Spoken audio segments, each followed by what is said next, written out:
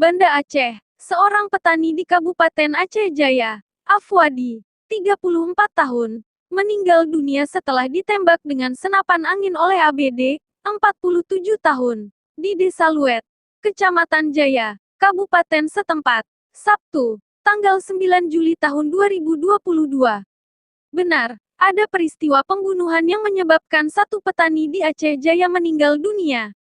Korban ditembak oleh dengan senapan angin merek Shark Tiger, kaliber 45 mm, kata Kabid Humas Polda Aceh Kombes Winardi. Dalam keterangan singkat, Selasa, tanggal 12 Juli tahun 2022.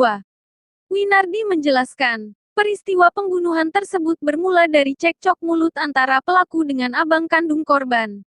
Cekcok itu sendiri terjadi karena anjing milik pelaku kerap menjilat timba yang ada di gubuk milik keluarga korban yang berdekatan dengan kebun pelaku.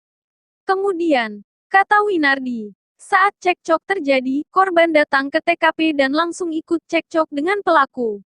Korban juga sempat melempari gubuk pelaku dengan batu dan kayu yang telah terbakar. Karena emosi, pelaku mengambil senapan angin yang ada di dekatnya dan menembakkan ke arah korban yang berjarak 4 meter. Tembakan itu mengenai dada kanan korban dan menyebabkan meninggal dunia.